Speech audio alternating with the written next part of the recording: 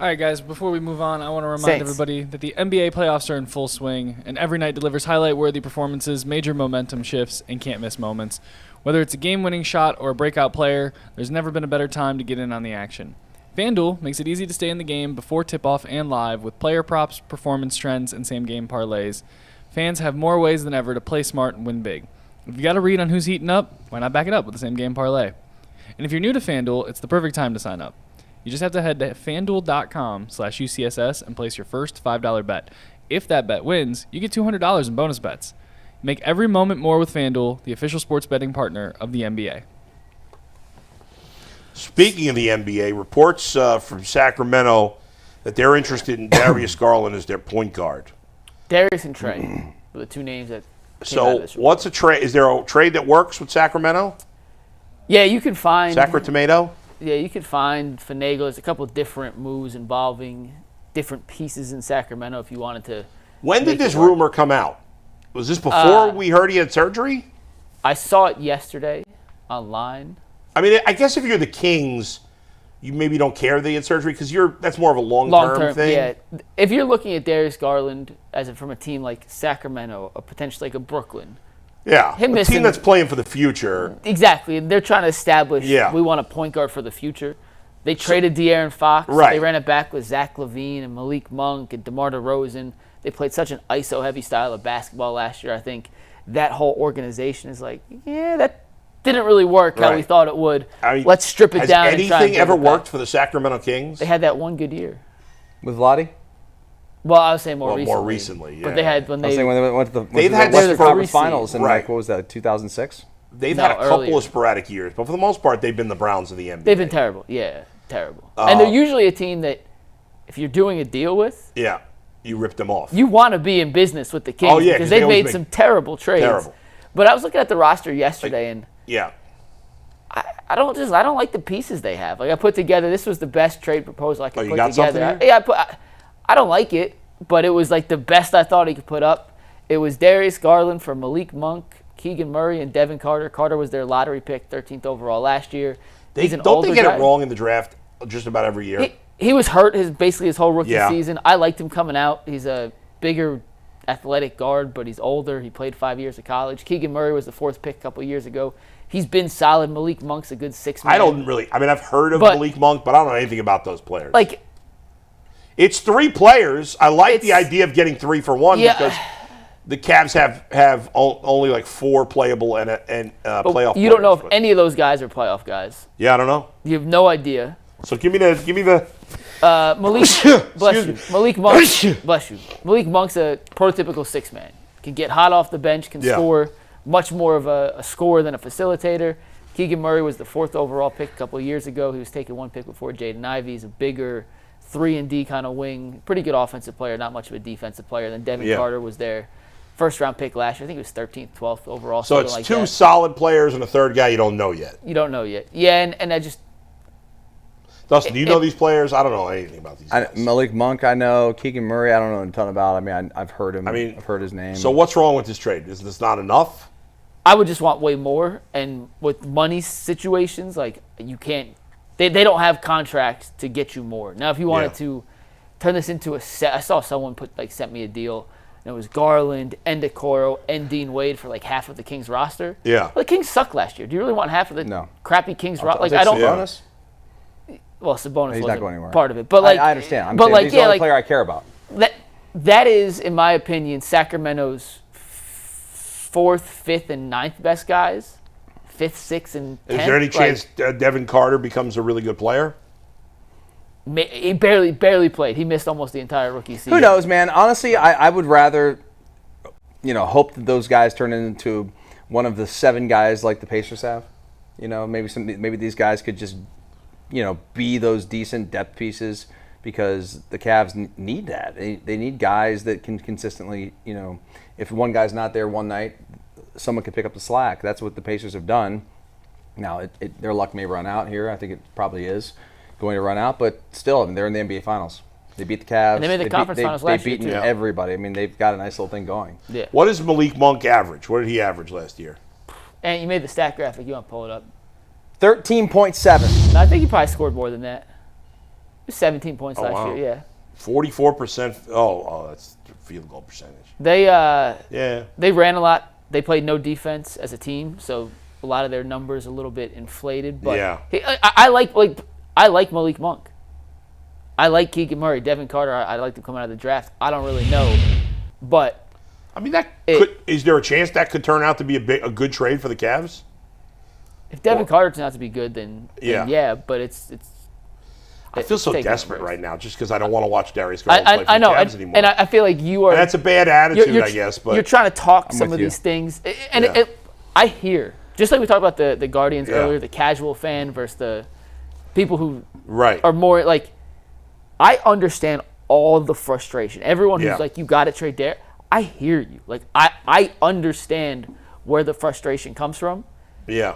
but I'll die on this hill, and if I die alone on it, I'll die alone on it. You'll die alone. Making a trade just for the sake of making a trade, if it doesn't actually help you, No, I get it. is not beneficial I for the get long it. term of the Cavs. You guys keep telling me how good Darius Garland is, and then you keep saying there's no good trade for him. I gave you some if he's deals that last good, week. why can't I find a good trade for him? Well, I gave you some okay, deals you last gave week. some I'd like trades more, that yeah. we liked last week. Like that one I don't. But the love. problem is, like the trades you like the most, like that Jaden McDaniels trade. Well, Minnesota's not going to make that trade now because Darius is hurt. Yeah, that's a. So well, the only way you can trade, I think, the only teams that are going to still be interested in Darius right now are bad teams that are looking to kind of start over with him. and they usually And have those more. teams don't have the players that They you have really more want. draft picks and young guys. Right, which as that's not opposed what you to- want. I heard someone float out. I forget who I heard. Maybe it was Russillo. Yeah. A deal with the Nets where it was the 8th pick and Cam Johnson for Darius Garland. And I know you like Cam Johnson. I like a Cam lot. Johnson a lot, and the 8th pick in a pretty good draft, like that's a Yeah. valuable asset. But it changes your whole timeline now, and you're taking Well, an 8th pick. I mean, is the 8th pick going to be a guy who can contribute right away at a high level? Probably not, right? Rookies almost very rarely, like on any team, contribute I mean, at a high you're enough expecting level. Cooper Flagg to do that, but Yeah. it's one guy. But it's considered a good draft. Yeah. Look at the teams deep in the playoffs. Like They didn't use rookies. none of them did. Yeah. The Thunder played A.J. Mitchell, who was their pick, for like 2 minutes in Game 1, got pulled, Yeah. didn't play in Game 2. The Pacers don't have a rookie in their rotation. Right. It's the third year for Nather and the second year for Jarris Walker. Yeah. Knicks don't have a rookie in their rotation. The Timberwolves Yeah. drafted Rob Dillingham 7th overall last year. Yeah. Didn't play. Didn't play, yeah. Like guys drafted there very, very rarely. Yeah, you got to be a So, special player to it, like- contribute big time as a Yeah, rookie. so on a it good just team. kind of like changes your timeline, and then you got to ask yourself: is Darius Garland or Cam Johnson like help them more right now? And, Yeah. I mean, Darius is better than Cam Johnson. There's no doubt about it. Cam plays a more position that they may need a little more help at, but I don't think it's apples to apples. When you in terms compare of- players, I feel like we only talk about offense. Mm-hmm. Because Darius Garland is a really bad defender, is he not? he's not good. Yeah, it's not his strength by any means. So is the offensive gap between Cam Johnson and Darius bigger than the defensive gap between the two? One's a creator and one's not. That's what it comes to. At the end of Yeah. the day, so when Minnesota lost to OKC, and bad job out of me as producer here to not play the soundbite. Do you remember what we did before the Cavs played OKC, and I played that Will Wade soundbite? Yes. And you guys, or Will Hardy, excuse me, and you guys were all like, Chris Finch said something fascinating when they lost to OKC. He was asked, what do you guys got to get more of? He's the head coach of the Timberwolves, by the way. What do you guys need to get more of to be able to beat a team like that? He's like, guys who can dribble. And he goes, we all talk about shooting, right? Everyone wants shooting. Shooting's great, but it doesn't matter if you don't have guys that can generate open shots for those shooters. And he was talking about guys like Jaden McDaniels, who we mentioned in trades. If he's wide open in the corner, he's going to make shots, but he's not a shot creator. So when you play a defense like OKC, you need guys, and Indiana, by the way, is OKC light in terms of how they play from a defensive style. They're not nearly as frantic, and they don't trap as much, but they pressure you, they're physical, they want you to play one-on-one. He's like, we need guys that can generate their own shot. Timberwolves had Anthony Edwards, who could do that. They had Julius Randle, who could do that. They had nobody else. And they struggled tremendously against OKC to get good looks for the guys who typically just space the floor and knock down their open shots. DiVincenzo, Jaden McDaniels, Mike Conley at 40 years old or 41, Buckeye legend, Yeah. played in the 07-06 national championship. Yeah. Like, he's not beating Kason Wallace and Alex Caruso off the dribble anymore. So when we look at these teams that are having playoff success, even the Pacers, They got Halliburton, who can create. They got Nembhard, who can create. They got Siakam, who can create. Miles Turner, to an extent, can create. So that gives them a shot. Yes, Yeah. and when you look at the Cavs, it's not, I can't trade Darius. I'm open to the right deal. But if you're going to move Darius, who, however you feel about Darius, he is a creator, right? We can agree he's a creator. He creates not just for himself, but for others. You have to get something back that allows you to keep that number of creators on the court at the same time. Cam Johnson, minimal creator. He's more of a catch-and-shoot kind of guy. He's like DeAndre Hunter. Yeah, who they're like half creators. Jaden McDaniels, not a creator. So it's not that I'm not open to these discussions with Darius. You need something back that would replicate some of the playmaking you're losing from. Right now, here's two thoughts I have about the NBA that I'll share that I shouldn't. I'm scared. I'll share them anyway. Number one, the Cavs feel hopeless. They feel like they're in this space where they're a good team, not good enough, and they're never going to win. No one's going to give them any credit next year until I don't care what they do. And it stinks. And because number we're gonna be two- sitting Wait, before you go around, number two, can I say something? Yeah. The Cavs got exposed by Indiana in a way. Had they beaten Indiana and had they beaten the Knicks and faced OKC in the finals, Yeah. all the shortcomings we saw in how their offense worked against Indiana would have been extrapolated to the 50th percentile against OKC. Right. Cleveland at full strength, I hate to say this, I don't think had any shot against this OKC team. And when we look at, are you going to rebuild, break up, whatever you do, it's not can we beat Indiana in the East. It's got to be can we beat OKC in the West. And let's face it, if they had played Boston, and I know it didn't happen, they wouldn't have beaten Boston either. You know that. Let's be picked realistic Boston, about it. But number two, I know you guys love Evan Mobley, and I know he's a talented player, but he's never going to be that dog you want him to be, and you know that.